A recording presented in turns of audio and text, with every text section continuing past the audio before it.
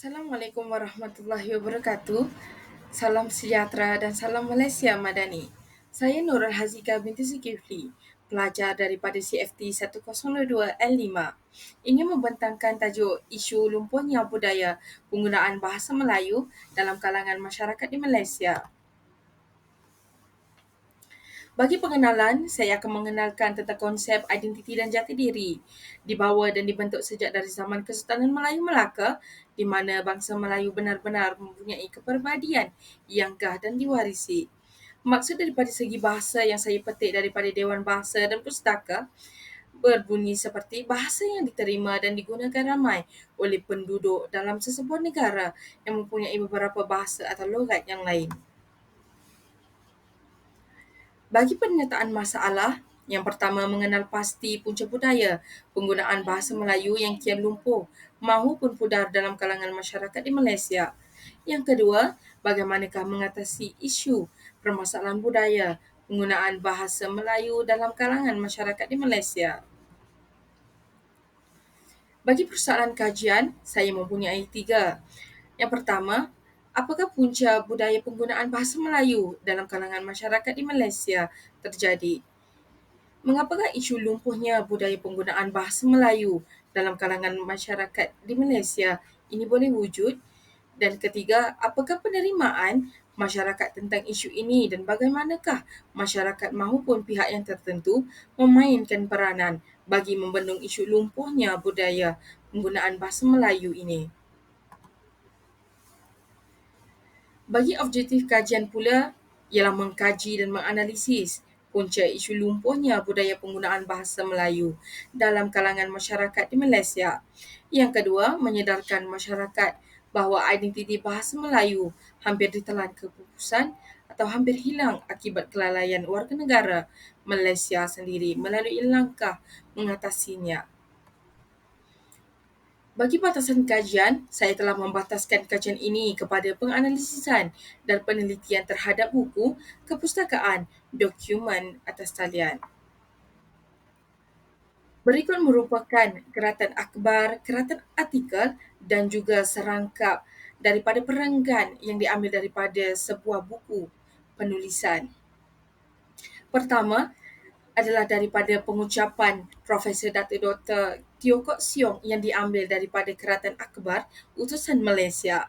Kedua, bahasa Melayu sebagai identiti budaya masyarakat merupakan penulisan daripada Berita Harian. Bagi metodologi kajian pula, yang pertama adalah kaedah penganalisan buku, kedua kaedah kepustakaan, ketiga adalah kaedah penganalisisan melalui atas talian. Bagi analisis kajian pula, saya membahagikannya kepada dua, iaitu punca dan juga langkah. Bagi punca, yang pertama, masyarakat Malaysia ataupun masyarakat kini telah membudayakan penggunaan bahasa rojak. Bahasa rojak merupakan satu jenis percakapan di Malaysia ia menarikkan amalan budaya beralikut bahasa dengan mencampur pelbagai bahasa dalam satu pertuturan yang serupa dengan variasi bahasa pidgin. Kedua, Malaysia juga telah membudayakan penggunaan bahasa asing atau bahasa Inggeris. Negara kita telah berada di gelombang di mana negara masyarakat kita telah mengutamakan penggunaan bahasa asing dan bahasa Inggeris. Kononnya berfikiran bahawa bahasa Inggeris merupakan bahasa yang terulung untuk dipertuturkan dalam bahasa harian mereka. Yang ketiga adalah masyarakat enggan faham dan mengambil cakna tentang bahasa Melayu. Bagi perkara ini, saya telah difahamkan bahawa masyarakat tidak mahu memahami atau mengetahui sejarah lahirnya bahasa Melayu ini dan punca ini telah dirungkaikan sendiri oleh Profesor Datuk Dr. Teo Kok Siong, Fellow Utama Institusi Kajian Etnik kita, Universiti Kebangsaan Malaysia. Bagi langkah pula, yang pertama adalah penetapan identiti bahasa Melayu. Menurut Profesor Emeritus Datuk Dr. Teo Kok Siong, bahasa merupakan satu entiti yang mewakili rakyat di sebuah negara. Yang kedua, bagi langkah mengatasinya adalah bahasa Melayu digunakan sebagai urusan rasmi negara. Perkara ini sejak tahun 1968, negara Malaysia telah merasmikan bahasa Melayu sebagai bahasa kebangsaan negara.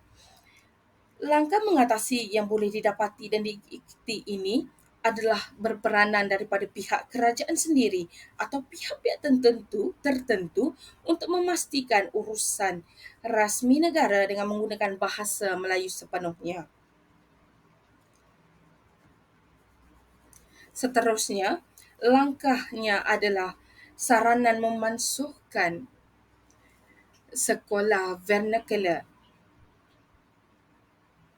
seperti Sekolah Jenis Kebangsaan Cina dan Sekolah Jenis Kebangsaan Tamil. Perkara ini sebab sedikit telah menggugat kedudukan identiti dan jati diri bahasa Melayu kita pada hari ini. Buktinya ialah kebanyakan sekolah jenis kebangsaan ini telah menggunakan bahasa ibunda mereka sendiri dan mengutamakan bahasa Inggeris. Di sekolah jenis kebangsaan Cina atau Tamil ini tidak mengutamakan bahasa Melayu sebagai bahasa pengantar bagi subjek-subjek yang diajar, contohnya subjek sains dan matematik, juga diajar dalam bahasa Cina atau Tamil untuk memastikan anak murid mereka lebih faham. Bagi penutup pula, yang saya boleh sampaikan adalah usaha mengangkat martabat bahasa ini perlu selaras dengan usaha membina pencakar-pencakar langit di ibu kota Malaysia. Kepentingan ini bukan sahaja untuk warisan bangsa tetapi sebagai identiti dan imej serta jati diri masyarakat kita untuk dipersembahkan kepada masyarakat asing yang mempunyai bahasa mereka tersendiri dan berbeza daripada yang apa kita miliki.